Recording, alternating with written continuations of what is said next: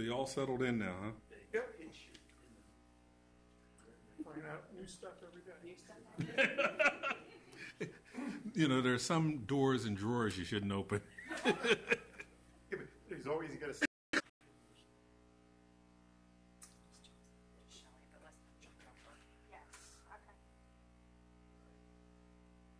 Put them out in old school.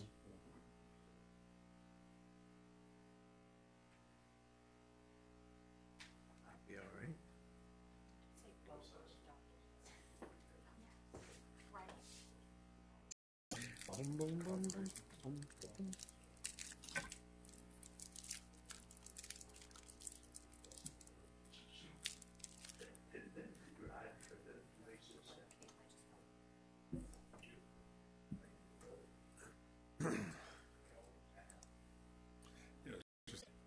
We lag so much, so far behind.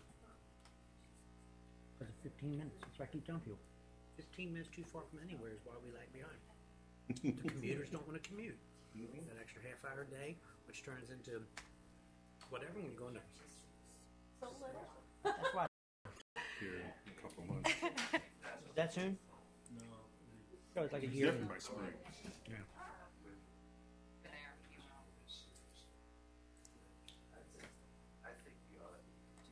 Take a little while for people to get accustomed to what it is. Oh, that's what issue. It is a state issue. I've had our arguments about it. They put monitoring strips underneath the road, make sure trucks are weighted properly. That's already happened. Our cops sit there all the damn time. That's right. They get trucks and us. So, you know, you pop over that hill of Georgetown, man. Gotcha. Bill Graham. He's usually the spokesman for it. Yes. Well, if he shows up, I'll ask whoever, the secretary, whoever else comes from MDOT, if they're willing to. 98, 213 split, and Molly's. That right Right. there. Because quite a few accidents happen. Oh yeah, because you can't see around that. But whether or not, and what I had Greg Holsey do out here by the Christian Academy, because Frank Rhodes and Christian Academy, they come to me a couple of years ago, and I worked with Greg they put these thicker lines on that road, you know, just. I mean, Chicky wants a damn light. I said that ain't no, happening. that's not going to happen. You know, Idea. he wants a light, either a flashing like yellow, red light, you know, whatever, you know, not necessarily a stop light, but just something to indicate this is a bad neighborhood. Alan Ligger, or Langenfelder? Dave Ligger. Ligger.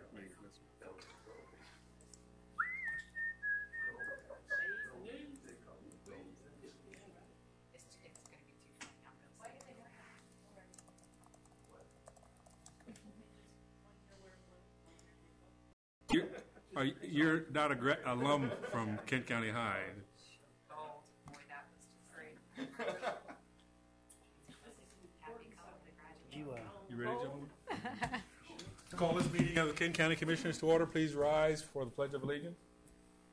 I pledge allegiance to the flag. We observe a moment of silence solemnly for those who have lost their lives from Hurricane Florence.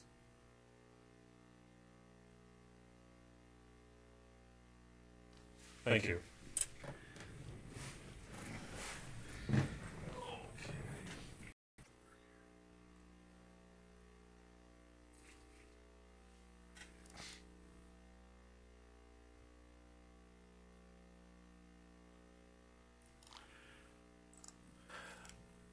Notice of a public hearing application has been made by D's Knees Snacks and Drinks LLC for a Class D beer, wine, and liquor license on and off sales on the premises known as LTO at 337 to 341 High Street in Chestertown, which will authorize the holder to keep for sale and to sell beer, wine, and room.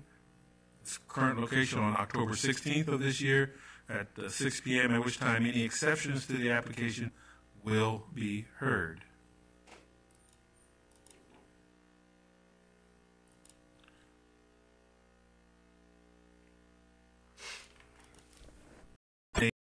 a perpetual conservation easement on its 117.58 acre property located at 22715 Martin Wagner Road in Rock Hall to the Maryland Environmental Trust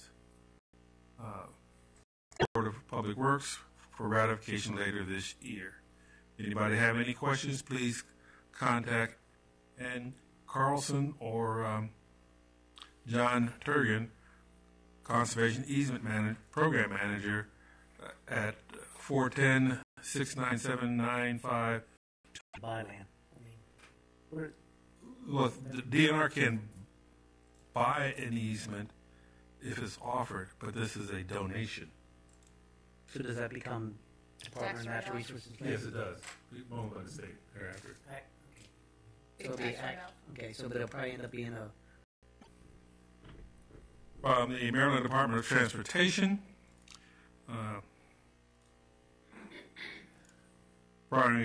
providing a schedule for the upcoming annual capital program tour, MDOT's Road Show.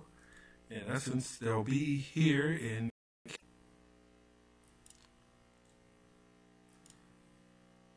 a memo from Robert Eder, our alcoholic beverage and tobacco inspector, and a license update on September 4th, the final inspection, a prorated refund of the amount of $166.25 was issued. On September 11th, final inspection was completed at La Maria's Restaurant at 100 Cross Street in Galena, and the license also was surrendered to this office. so moved. Second. Probably moved and second, the aforementioned minutes be approved as submitted. All those in favor say aye. Motion is carried unanimously. We have a few raffle permits. The first is from Kent School, 1 a.m. to 3 p.m. In addition, the Rock Hall Volunteer Fire Company has a raffle-only application to be held at the public landing off Bayside Avenue in Rock Hall. This will be on Let's be the mice. The Seroptimus like to have a combined gaming device in a single fundraising event to be held at the Chestertown Elks Lodge on Friday, October 19th of this year. By the mentioned raffle applications be approved. All those in favor say aye. Motion is carried unanimously. For Class C liquor license, the first is from the Center of Environment and Society at Washington. Also one from the Millington Volunteer Fire Company for beer only. It's a community event at the Lions Club Ball Field in Millington, be held on September 27th. At the Tolchester Community Center on September 22nd. St. Martin's Ministry has an application for beer, wine, and liquor to be held at the Inn at Hunting. Has a request for beer only, and this is for the Rock Hall Bike Fest and be held at Bayside Landing on October 14th, and the Sultana Education Foundation for beer and wine, Chestertown, on October 26th and 28th. These are applications for a liquor license requiring a public hearing. This is that public hearing. Anyone have any comments for or against the aforementioned applications? Hearing none. So moved. Second. Probably moving secondly for okay, we have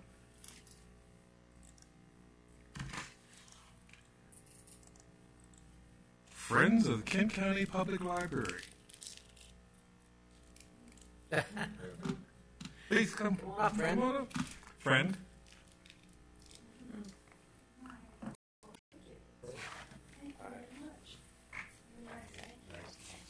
So this is a proclamation, Kent County Proclamation 45th Anniversary Celebration. Older than he is. 25 years of buying books and selling books and living life. To elevate from good to great. Providing the resources for additional programming, books, and special events throughout the year, plus recognizing and supporting effective staff training. And whereas the work of the Friends emphasizes on helping the and whereas the Friends' gift of their time and commitment to the library sets an example for all in how volunteerism leads to positive civic engagement and the betterment of our community. Now, therefore, be it resolved that the County Commissioners of Kent County, Maryland, give the library for their service to the community. Signed, the County Commissioners of Kent County, Maryland.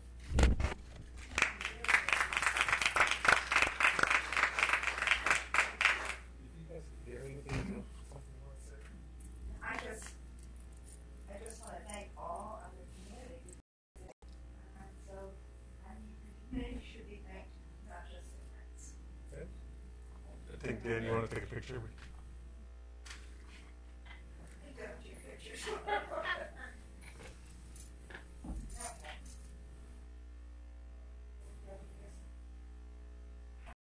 Here.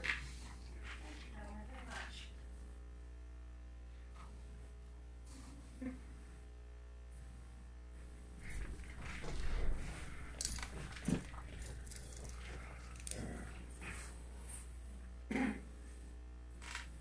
Okay.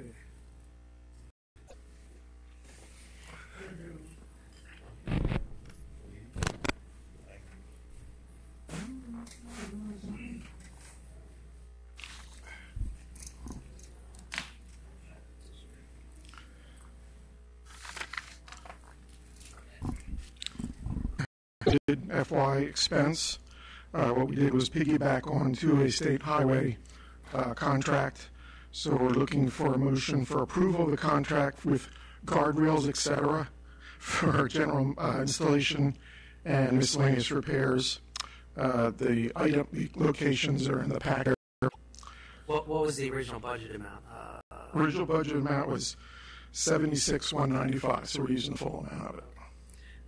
Motion to approve guardrail, et cetera, for installation of guardrails at the amount of $76,195,000, which was Second.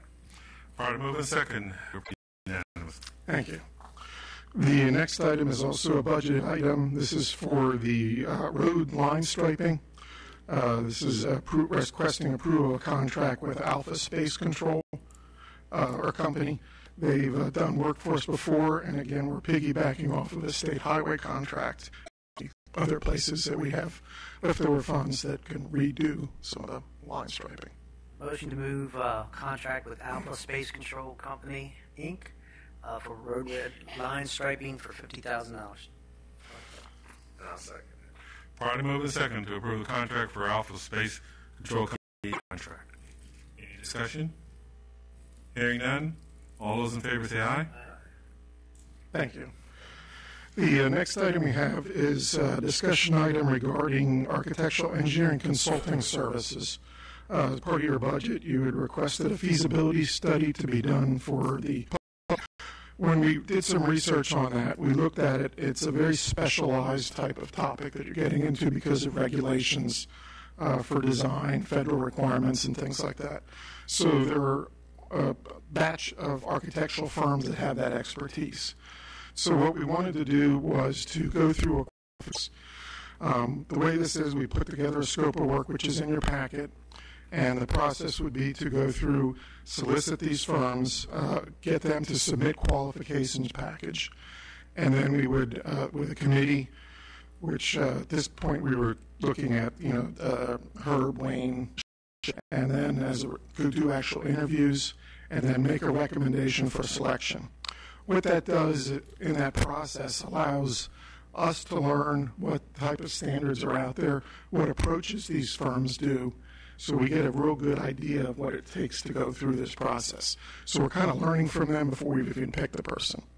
Then once we've made that recommendation, with a consultant and then negotiate a contract price so that we're within a scope of work that fits within our budget and proceed.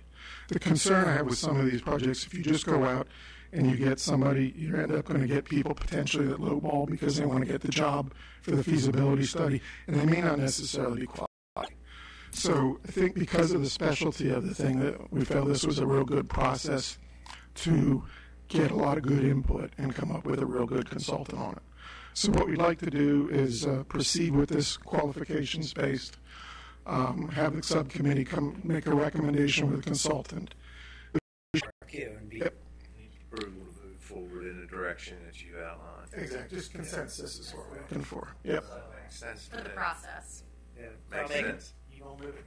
I'll make a motion that we approve that recommendation. Second. Probably move a second to approve the for this. So they're very anxious to get that started. The next item on the agenda is a Cypress Street. We have a water line repair that we need. It's in an area that is right next to a stream, and as a result of that, the boring that was put in was deeper than because of the potential if we get into the winter, we have freezing.